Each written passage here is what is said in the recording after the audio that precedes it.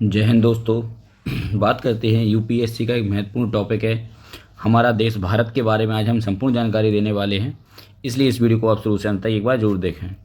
अगर हम सबसे पहले बात करते हैं कि महत्वपूर्ण तथ्य क्या क्या हैं, तो महत्वपूर्ण तथ्यों में आता है सबसे पहले भारत की स्थिति, दूसरा आता है भारत के पड़ोसी देश, तीसरा आता है भारत का राजनीतिक एवं प्रशासनिक विभाजन, इसके बाद आता है भारत का भौगोलिक विभाजन, और इसके बाद आता है महत्वपूर्ण जानकारियाँ कौन कौन सी यहाँ की। ठीक है, तो हम सबसे पहले टॉपिक को उठाते हैं, भारत की स्थिति के बारे में समझते हैं। सबसे पहले सभी जानते हैं कहीं ना कहीं कि हमारे भारत को हम 4 भागों में पढ़ते हैं। पूर्वी बिंदु को पढ़ते हैं, पश्चिमी बिंदु को पढ़ते हैं, उत्तरी बिंदु को पढ़ते हैं और दक्षिण बिंदु को पढ़ते हैं।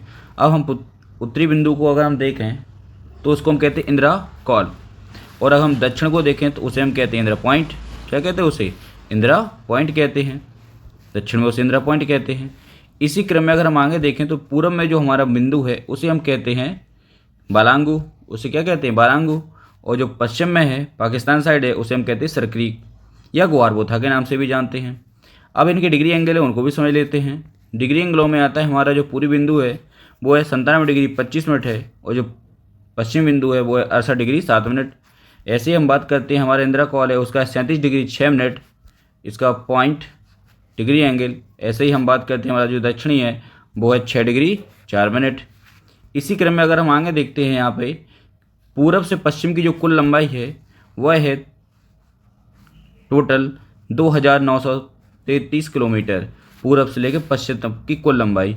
ऐसे ही हम बात करते हैं उत्तर से हमारी दक्षिण तक की जो कुल लंबाई है वह है 2314 किलोमीटर टोटल। ठीक है, पूरब से लेकर सीधा पश्चिम तक की है और यहाँ से उत्तर से लेकर दक्षिण तक की है। अब हम देखते हैं भारत को जो बीचों बीच से काटने वाली रेखा है वह है हमारी कर्क रेखा, जो भारत के 8 राज्यों से होकर जाती है। ठीक है, जिसमें एकमात्र देश ही पड़ता है, इसको हम कहते हैं बांग्लादेश। इसी क्रम में हम आगे देखते हैं तो हमारे पूरब साइड जो देश हैं उनमें आता है हमारा सबसे पहले म्यांमार, उसके बाद आता है हमारा भूटान, फिर बांग्लादेश। इसके अगर हम पीछे को चलते हैं, पश्चिम में यहाँ पर लगा हुआ है हमारा पाकिस्तान, उसके ऊपर लगा हुआ है अफगानिस्तान, और पूर्वोत्तर में अगर हम देखते हैं तो यह लगा हुआ हमारा चीन लगा हुआ है। ठीक है, इसी क्रम में हम आगे देखते हैं इस साइड पश्चिमी जो तट है वहाँ पे हमारा अरब सागर, जो पूर्वी तट है वह वहाँ पर हमारी बंगाल की खाड़ी। जो अगर हम बात करें कि हमारा टोटल जो तटीय क्षेत्रफल है या तटीय जो रेखा है वो कितने किलोमीटर की है, तो पूरा तट क्षेत्रफल जिसमें हमारा अंडमान निकोबार भी शामिल है, लक्षद्वीप भी शामिल है, टोटल है 7517 किलोमीटर। और जो स्तरीय इसकी जो सीमा है पूरी है 15,200 किलोमीटर। ठीक है, जो स्तरीय सीमा है वह 15,200 किलोमीटर। इसी क्रम में आगे देखते हैं और बात करते हैं कुछ महत्वपूर्ण पॉइंट और भी हैं। जैसे अगर बात करते हैं मुख्य भूमि का जो तट रेखा है, मुख्य भूमि का अकेला जिसमें हमारा अंडमान निकोबार नहीं आता तो उसकी 6200 किलोमीटर। ठीक है, इसके नीचे लगा हुआ एक देश है जिसका नाम है श्रीलंका। अगर हम बात करते हैं दक्षिणी सीमा का, यानी कि दक्षिण में जो स्थलीय सीमा का दक्षिणतम बिंदु है वह है कन्याकुमारी, और कन्याकुमारी का जो डिग्री एंगल है वो है 8 डिग्री 4 मिनट है। ठीक है, इसको ध्यान रखने वाली बात है। इसी क्रम में हम आगे देखते हैं महत्वपूर्ण पॉइंट क्या है कि विश्व ग्लोब में भारत उत्तर पूर्वी गोलार्ध में स्थित है। जैसे अगर बात करते हैं पूरा जो ग्लोब है, ग्लोब को हम 4 भागों में बांट देते हैं, तो भारत की जो लोकेशन है वो कहाँ पर है? उत्तर पूर्वी गोलार्ध में भारत स्थित है। आगे देखते हैं, अब हम देखते हैं यहाँ से महत्वपूर्ण पॉइंट एक और है जिसको हम समझते हैं भारत का मानक समय, जो ग्रीनविच समय से 5.5 घंटे आगे चलता है हमारा। ठीक है, कितने घंटे? 5.5 घंटे भारत का समय आगे है। भारत की जो अगर हम बात करते हैं, भारत के बीचों बीच से निकला हुआ है, यह भारत के 5 राज्यों से अपनी रेखा को गुजारता है, जिसमें हमारा आता है उत्तर प्रदेश का एक इलाहाबाद शहर है, वहाँ पे एक जगह है नैनी, या उसका नाम नहीं मिलता तो वहाँ पे मिर्ज़ापुर। पहले इलाहाबाद, उसका नाम रहता है नैनी। किस जगह पर? नैनी से लिया गया मानक समय रेखा।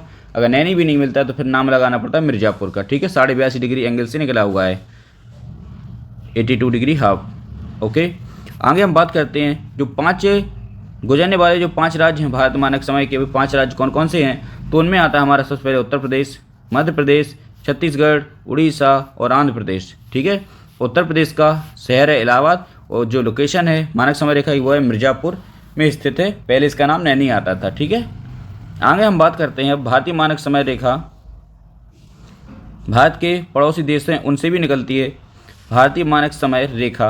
ठीक है, भारत के जो पड़ोसी देश हैं वे कौन कौन से हैं? पाकिस्तान, अफगानिस्तान, चीन, नेपाल, भूटान, बांग्लादेश, ठीक है, और म्यांमार। सबसे कम स्थलीय सीमा बनाने वाला जो राज्य है मात्र 106 किलोमीटर बनाता है अफगानिस्तान, और बांग्लादेश सबसे ज़्यादा सीमा रेखा बनाता है, वह है 4096.7 किलोमीटर की रेखा बनाता है।